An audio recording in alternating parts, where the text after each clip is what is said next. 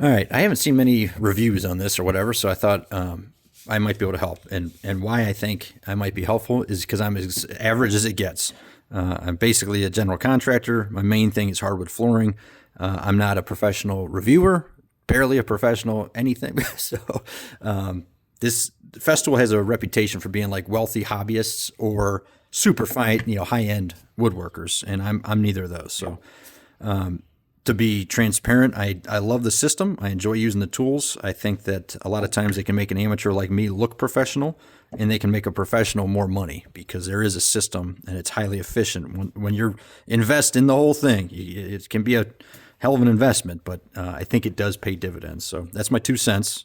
Anyways, I'll tell you the things I don't like. There's no light. That drives me nuts. I didn't even notice that until I started using it.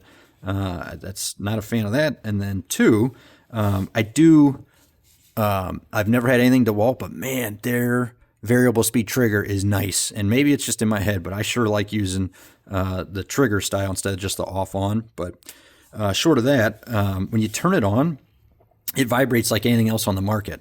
And I try and invest in anything that reduces wear and tear on my hands. But the truth is, once you actually get into the material, it's like it goes away. Their Sawzall is very much the same. When you're just holding it before you cut into something, it's pretty aggressive. But as soon as that blade makes contact, it's wild. It like balances out to where you don't feel it. So those are some pros and cons, I suppose. But anyways, a lot of the things I do with this don't have to be perfect. But a few of the things I do, I want as close to perfect as humanly possible. So an example that most people could understand is cutting in, say this was a hardwood floor, cutting in one of those flush frame vents.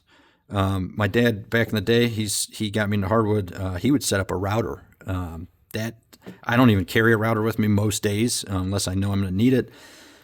By the time you set it up, it's impractical to me when you have one of these. I've seen guys use track saws, then they finish with this. I don't know. Maybe I'm just not that comfortable with a track saw. So this is my preferred method. And when I'm freehanding it, I've gotten pretty good. I usually will start the tool and I kind of use this hand to sort of help steady it. And this, I was just playing around. That was a freehand. That was with the plunge base. Is this good enough for most of the things I do? Yeah. But when you need it, that's worth every penny. So let's see if I can recreate that just for fun.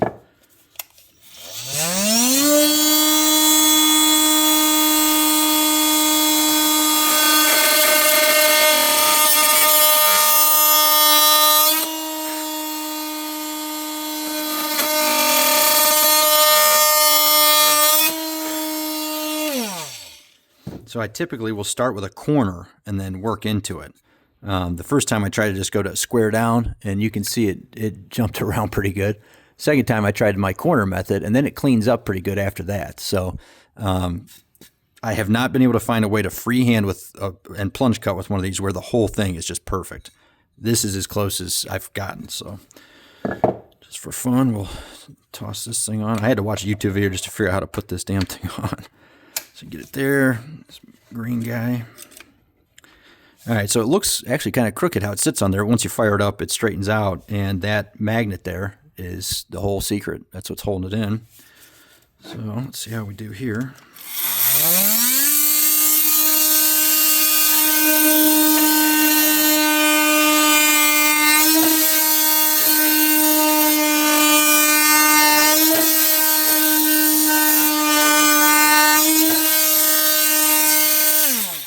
I purposely used a blade that was a little used, not a bunch, but a fresh blade is almost a cheat code. So those are the previous freehands. And those are just quickly just lining up and plunging it. So I don't know if it does it justice on my phone like that, but I will say if you're already in the system, it's worth every penny. Anything that makes me more efficient or look like I know what I'm doing, I'll spend the money, and somebody will pay for it eventually, so I ain't worried about it. Another thing I like, it's a little cumbersome, it'd probably be, to most people a pain in the ass, but being able to hook that up to one of the dust extractors with a HEPA filter that I already have is priceless. One of my favorite multi-tool stories, my buddy Marshall and I were in a high-end country club, and he was cutting in like 12 or 15 of these flush frame vents, and I want to say it was maple or hickory, so it's something that smokes, something that's even with a brand new blade, it's going to start smoking. He set the hardwired smoke system and alarm system off, and the customer was in like Africa or something. We couldn't get a hold of him. So for like an 8-hour day, he just had to listen to these alarms going off. And the truth was the house stunk. I have been able to hook one of these up. It wasn't mine, and use this with the extractor. And the smell's there, but it's night and day. So you won't set off any smoke detectors if you hook that up. Anyways, the age-old question, is it worth it? To me, every penny. If you're tight on cash, don't buy it. But I will definitely say that if you're already in the system, you already have batteries, stuff like that, the lack of the reduced vibration and this base make it worth every penny. But there are cons. I used to think that since you spent all this money, everything was perfect. But the lack of a light is wild to me. I don't know. They put it here. Yeah, I don't know. Maybe there's no good place for it. Maybe, on this collar wouldn't work. But a light would be nice. Variable speed trigger would probably be cool. But short of that, it's a great tool. And if you have any questions or whatever, let me know, please. I love this stuff. So if I can help you either save some money or make a purchase that helps you, let me know.